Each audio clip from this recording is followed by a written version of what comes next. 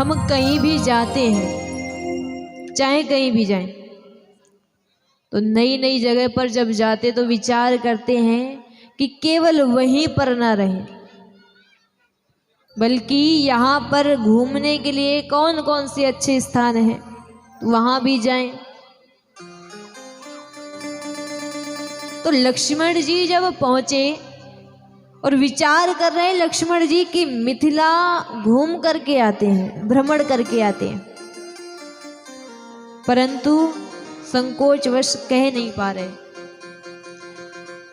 और देखिए भगवान राम जी लक्ष्मण जी के हृदय की सारी बातें जानते हैं।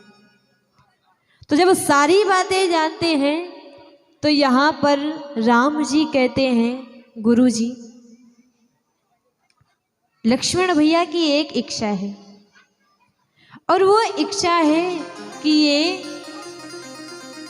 जनकपुर देखना चाहते हैं, परंतु कुछ कह नहीं पा रहे हैं आपके डर के कारण, संकोचवश।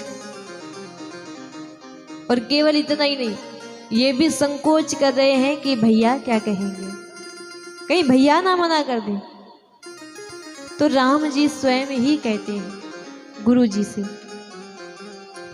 नाथ लखनपुर देखन चाही, प्रभु सकोच डर प्रगट न कहीं,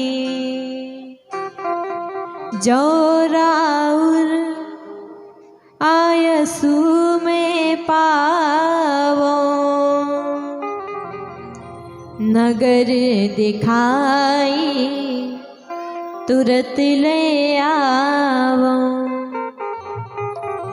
लक्ष्मण जी इस नगरी को देखना चाहते हैं, और यदि आपकी आज्ञा हो, अनुमति हो, तो राम जी कह रहे हैं गुरु जी से, यदि आपकी अनुमति हो तो हम अपने छोटे भ्राता लक्ष्मण जी को नगरी घुमा करके दिखा करके वापस लेकर आएंगे।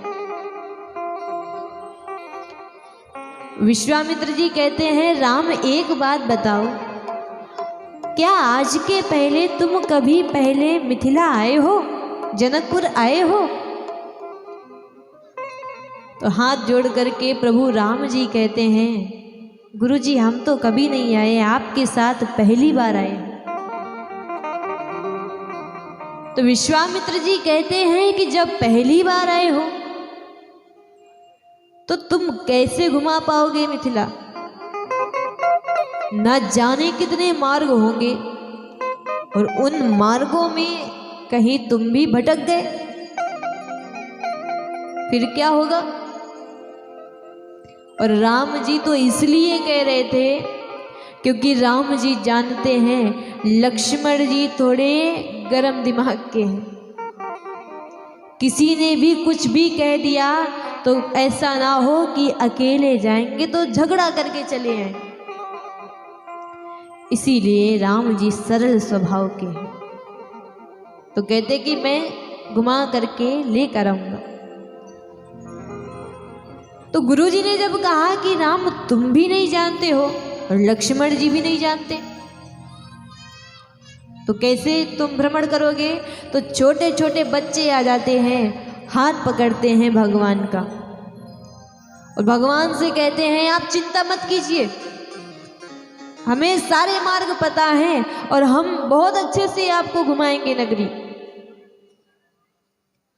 अब राम जी लक्ष्मण जी जब नगरी घूमने के लिए निकले तो जितने भी लोग अपने अपने कामों में लगे हुए थे वो सारे के सारे काम छोड़ करके दौड़ पड़ते हैं जहां पर भगवान निकल रहे थे, जहां से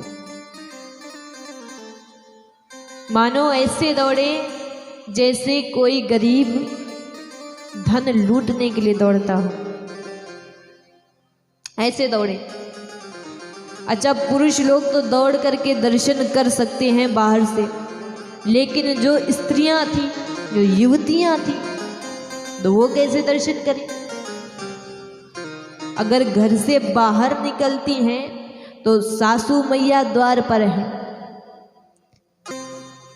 जैसे ही निकली एक दो युवतियां, तो जो सासू मैया थी वो, कहाँ जा रही हो? वो दो राजकुमार आए हैं ना, बड़ा नाम सुना है, उनका दर्शन करने जा रही है। तो सासू मैया आंखें दिखा देती, चुपचाप अंदर चलो जैसे आई हो। अरे कोई भी बाहर का पुरुष आ गया, ना जानती हो ना कभी देखा है, दौड़ पड़ी देखने के लिए। जितना देखना हो अपने पति देव को देखो, चलो अंदर। अब बेचारी युवतियां घर के अंदर चली, परंतु होता क्या, जब अच्छा घर में कोई अतिथि आता है तो युवतियां भी अपने बच्चों से कह देती, जाओ धीरे से देख कर आओ कितने लोग आए हैं। भाई जितने लोग आए होंगे उतने कप चाय बनानी पड़ेगी, तो एक भी कप चाय ज़्यादा नहीं होनी चाहिए, उतनी बने। तो बच्चे देख करके आते, मम्मी 5 लोग आए हैं, 4 लोग आए हैं, उसी हिसाब से व्यवस्था करनी पड़ेगी। परंतु अब यहाँ बच्चों से क्या कहें, बच्चे तो स्वयं भगवान के पीछे लगे हुए, तो क्या करती हैं, छोटी छोटी खिड़कियां नहीं बनी होती हैं, उन्हीं खिड़कियों से सारी की सारी युवतियां देख रही हैं कि भगवान इधर से निकलेंगे तो हम दर्शन कर लेंगे। कि धाए धाम काम सब त्यागी, जय हो राजा राम। धाए धाम काम सब त्यागी, जय हो राजा राम। मनहु रंग विंध लूटन लागी, जय श्री सीताराम। मनहु रंग निधि लूटन लागी, जय श्री सीताराम।